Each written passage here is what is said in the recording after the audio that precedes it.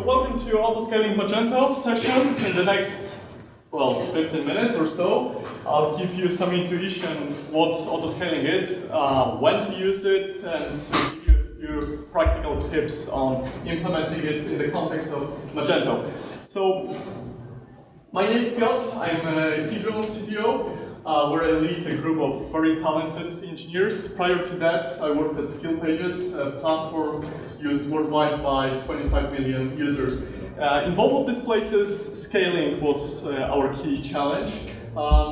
As you can see, I'm a big fan of Amazon Web Services. I tend to work a lot with those. Just a quick show of hands. How many people here use Amazon Web Services or know what it is? Okay, we've got a few. Right, so scaling is a somewhat vague term, so let's try to define it a little bit better here. By scaling in this presentation, I mean adding processing power to your system in order to meet some increasing demand in the load. In case of Magento, this would be typically increase in the number of requests per second. And there are two basic approaches to that. One is vertical scaling here, so go up, and the other is horizontal scaling, which in case of Amazon is autoscaling. Well, autoscaling is Amazon's term, Amazon's concept. Essentially, it is automating horizontal scaling. Now, both of these are actually good strategies. You will typically hear about horizontal scaling being used by, big players like Facebook or Google, but there are many successful companies that use vertical scaling as well. First of all, these days, vertical scaling can get you quite far. So vertical scaling is about buying a bigger box. So you usually end up in a sort of high-end spec there, whereas horizontal scaling is more like commodity machines, sometimes not that different from what you've got under your desk at work. So, with Amazon, they recently announced X1 instances which have 2 terabytes of RAM. So this can actually, get you quite far there. Sure, it's $4 an hour, but you can get the idea. So, vertical scaling can get you quite far these days because of just the Moore's law and the power of the machines. Secondly, there's very little or even no change to the application. Right, so this is actually a big one. If you're running some legacy, extension, some legacy code, sometimes you don't have the source code for stuff to modify, running some binaries, you may actually not have another option. There are fewer moving parts as well. As you'll see with horizontal scaling, IP addresses tend to change. There are many more components to manage. And finally, there is also the network aspect. So here you tend to sort of stay usually within the confinement of a single box, whereas here you've got network, and this can be a dramatic change on your application when all of a sudden your components are distributed, and if the application was not designed to do that, it may actually act really, really badly. Right, so sometimes this is just the right way to go, but sometimes it's not. And you may want to consider something else. So what are the sort of main reasons why you may consider horizontal scaling and then in consequence auto-scaling? First of all, cost. So with your servers, you will typically have CPU, memory, network, and disk, right? And it's rather unlikely that all of those are bottlenecks on your system at the same time. Most likely it's just one or two of those, but with this kind of approach where you just have a single server, it's sort of all or nothing, you have to pay for all of that. And because you're getting the big hardware, it's not a secret in the industry that the margins are much higher, right? So the vendors actually charge more. Secondly, when it comes to cost, you have to provision for your peak load. Many of you are in the e-commerce business, so you may actually have seen that firsthand, where 80% of all your orders are made in the span of a couple of weeks, and then what do you do with all this unused hardware, right? So this is cost. This is a big one from sort of availability and operational point of view. One server means single point of failure, right? So If you're considering something like 24/7 availability, this is really no-go here. The other part is deployments and ease of that, and it's also related to operations. Canary analysis, this is something that is sort of popular in all those big sites when you tend to deploy just a small fraction of your fleet. The term canary actually comes from the bird. It used to be used in mines to detect methane. There, you would just put the bird and it doesn't come back, and it's so good. So it's essentially the same idea here. So any type of rolling deployments, gradual deployments, A/B type of testing, it's much easier to do when you have more than one server, or even possible. And finally, the stress. Do not underestimate that, because this can sort of cripple your desire to experiment. If you're afraid of touching production just because there's just this one thing, you're just not gonna be innovative and trying things out there. Not to mention your burnout and your boss shouting at you that the site is down again. Right, so essentially the idea is that it's easier to grow, to deal with many sort of regular type of things than just this one big one. By the way, I asked our graphic designer to prepare a programming related slide. That's what she prepared. Right, so by far the single most important thing that you need to do in order to prepare for auto-scaling is to move the state out of your machine, right? So anything that is persistent has to go. Why? Because your machines will be disappearing. They will be killed like crazy, okay? So obviously, almost the definition of a state is a database. In case of Amazon, you may want to push it to RDS, which is just a managed version. They support most of the engines, including MySQL, Postgres, whatever you're doing. Now, this is not really scaling, right? We're just kicking the can down the road. So scaling database is generally rather complex topic. So we will not cover it here. But the idea is here just to move it out of your side, make it somebody else's problem. Here, most likely, you will need vertical scaling, right? If you don't have ability to modify the application to be horizontally scalable as far as data store is concerned, then you don't have that many options. You've got things like sessions, or in the same area, you've got caches, you've got any type of media files. So with e-commerce shops, it's usually the pictures, sometimes tons of those, and any type of sort of sysops data, logs, etc. Right, so with database out of the way, let's briefly talk about other options, what you do with the rest of those. So here are some ideas that are actually tried out. There are many ways to skin the cat. You can do it however you like, but here's an example. So this is about media files, about pictures. One way to do that is, again, make it somebody else's problem. So use Esprit here. Are you guys familiar with Esprit service? Okay. Even if you're not using Amazon, like for instances, their VMs, etc. I would recommend taking a look at that. It's a very easy to use service, which has some really great sort of benefits. It makes life easier. First of all, it's very durable. What I mean by that is that Amazon promises they will lose at most one object per billion in any given year for that. I have actually stored, I think, more than 2 billion objects at some point in our system, and they have never lost any. At least I haven't noticed. Right, so that's one, and it scales very, very well. The only caveat is if you're planning to do a lot of traffic to that, you need to name your things properly, but you can find it in documentation. What's the downside? The latency. So it's great for, it's a key value store, right, where value can be up to 5 terabytes, I believe, so you can store any file that you want there. But the latency is not really that great, especially if you're running it using it to store images, right? You want instantly loaded images, which is why usually you want to put some sort of content distribution network in front of that. Again, Amazon's native solution is CloudFront, but there are many others on the market. The sort of nice thing about all of that, there are tools that actually pretend that this is just a file system. Now, it's not a regular network file system. Do not treat it like this, please, but sort of from the perspective of, say, Magento,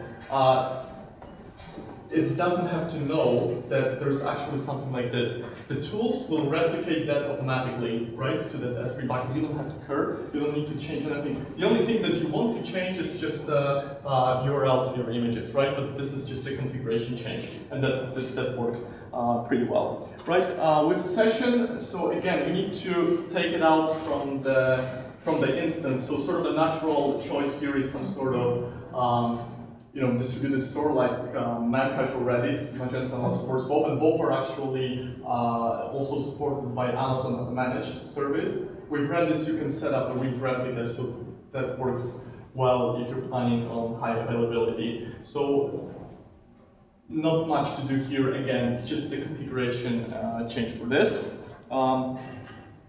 And finally, just like we moved all the application data out of the instances, you want to do the same with all the sort of operational stuff. So all your logs, Magento logs, web server, Apache, or Nginx, whatever you've got there, your syslog, kernel log, everything it should go. The idea is that you don't really SSH into those instances anymore, right? That's sort of the holy grail. Everything is somewhere centralized.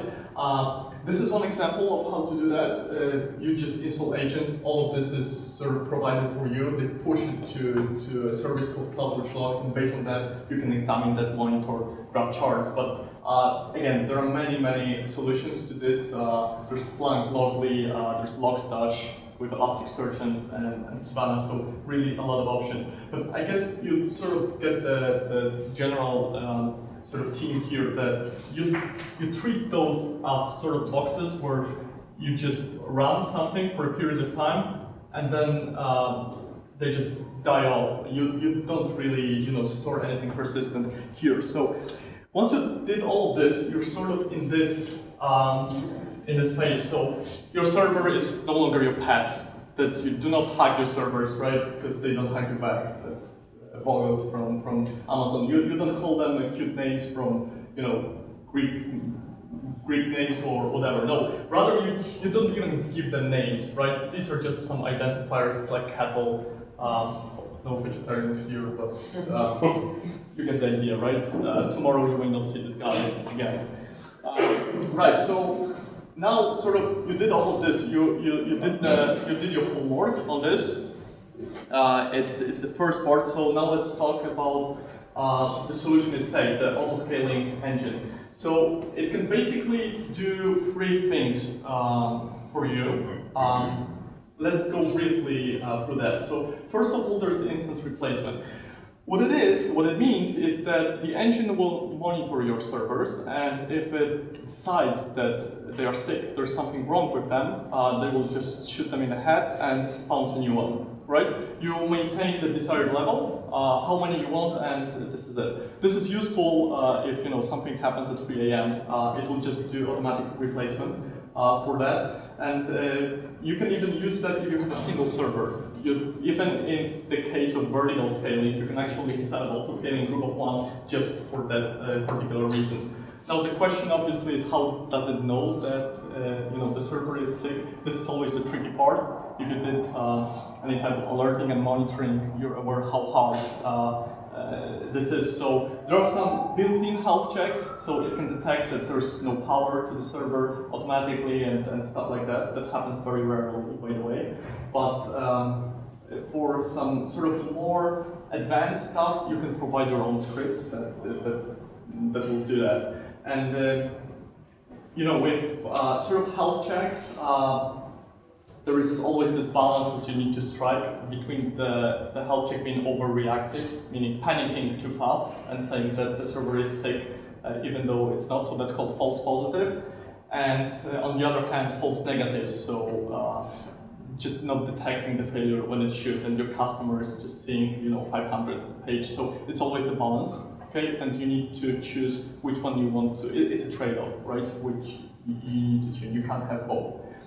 Scheduled scaling. This is sort of like a cron that you just basically set up and say, okay, I want my servers turned on at this hour, date, and so on. This sounds really boring, but it's quite useful in certain scenarios. Just coming back to that sort of e-commerce type of scenarios that happen quite a lot when it's before Christmas, and you know that every year, a few weeks before Christmas, the madness starts, so you can just configure it then. It's useful for saving cost. So if you have some development environments that you just want to power off automatically when people go home, we use it for that quite a lot. So this is an example of sort of predictive scaling. So you are predicting. It's very crude and it's very simplistic, but it's also easy to understand. Thanks for that. So it's got some power. And then the holy grail, so dynamic scaling. When you hear cloud computing, it's usually that they try to sort of convince you why it's so great that you don't need to maintain more power than you actually need, and as your demand grows, the servers are added and so on. So this is all based on this. The idea is simple. There is some sort of metric that it tracks, and it can be any metric. It can be something built in like CPU utilization, network traffic, or you can provide your own like load averages, some sort of weird number of requests, non-standard stuff, and etc. And it watches the metric, and if that metric exceeds certain threshold, it will just spawn new instances. Depending how you configured it, it can react to not just to the fact that it crossed the threshold or not crossed, but also to the magnitude. So it can figure out the difference between 80% CPU utilization and 40 if you want. So this is the cool stuff. There are some caveats to that as well. Things, if you're planning on implementing this, that you may want to consider. First of all, if your peaks, so if your spikes in sort of activity are very short, okay, this may not work that well. The reason being, so the engine A has to figure out that it needs to actually add instances. That's typically quite fast, say around 10 seconds or so. So then it takes your image and it launches it, and then it needs to run all the launch script that you have configured, if you've got any. But quite often you will have some sort of at least deploy the latest version of the code, whatever. And depending on how long it takes, you may actually miss your spike, right? That defeats the whole purpose. So. Just from my personal experience, this is usually a few minutes, okay? If your spikes are shorter than that, then you may want to reconsider. The other funny scenario that may happen is when you've got an outage. So what happens, or say you push some change to Magento, right? And some links are broken now, so you actually have less traffic to your site, and this guy may not understand that, right? It may not understand that this is due to some problem, as opposed to, and it will just downsize your fleet. So if you've ever watched the graphs, what happens after the outage, your customers are coming back, right? And there's a spike. So in this scenario, they will just see, the downsized fleet because of this. This is part of the reason. One question. How do you serve when someone DDoS your application? Do you scale application up and make more instances, or just keeping in mind that it can be DDoS and someone can someone won't make you run out of budget? Give me that again. The first part of the question. The first part. What do you do when there is high peak or traffic because of DDoS? Distributed denial of service. Right. So, yeah, distributed denial of service is sort of a tricky one to deal with anything. That actually. The one situation in the previous company that I actually experienced it firsthand, we ran it through the sort of the system that cleanses the traffic. So there are companies that that do that for you, and they have sort of emergency. We're going off the tangent here a little bit, but you can just ask them and reroute all your traffic to do that. Amazon is doing some of that as well for you. So with your service, the servers here, actually, if the traffic reaches those, then there's not much you can do. But most likely you're running a load balancer in front of those, and this is capable of absorbing quite a lot of traffic, actually, for that. Similarly, like CloudFront, the CDN is actually very tough, I think, to bring down. I've never heard about anything succeeding in those. So they have a lot of access sort of network bandwidth, but once you're at the point of your instance, you're limited, to what you've got, right? I meant just very clever attacks to endpoints that make, for example, high load on your server. If it's application level attack, really not that much that you can do, I think. Okay, so just there is manual action required, yes? Well, there are some intrusion sort of prevention systems out there that may sort of help you out there, but even the biggest players fall victim to those. So. Yeah, but if you are running e-commerce and you are attacked by DDoS, you can run out of budget and you are out of internet for yes. few hours or days or days if it's holiday. Let's take that offline, okay? Right, so we're here with dynamic scaling. Lunch is almost there, so the last part, as you can imagine, Amazon has quite a lot of servers, actually. So what they do is, at any point in time, they sort of have unused capacity. And they do a pretty smart thing. They are selling it, again, with discounted prices. So you can get the same machine that you normally pay for 20, even 20% of price. These are called spot instances, and they can be automatically configured to be used with auto-scaling.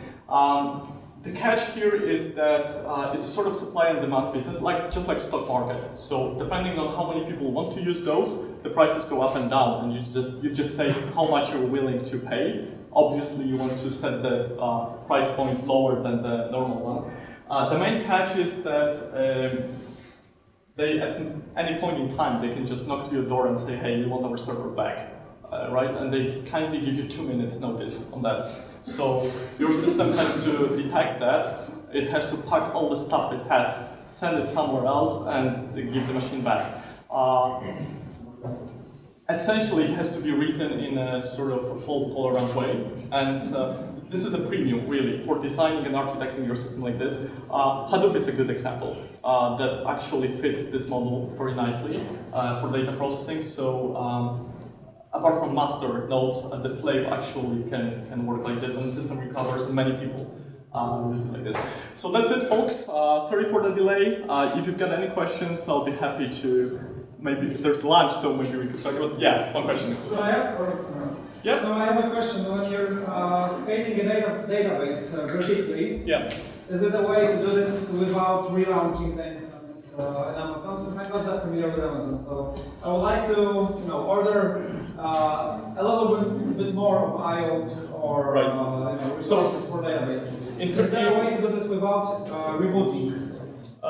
Without rebooting, I'm afraid not, but it's a sort of very RDS-specific question, so we can talk about it later in details, but you can go multi-AZ with RDS, so get a second instance there, it will scale up the other instance, then it will move your traffic, it's shifted, you will have a downtime of about, say, 1 minute when your application realizes that it's a new IP address, provided that it doesn't caches your DNS, and then it will do the other server. So, let's go. yeah. Thank you.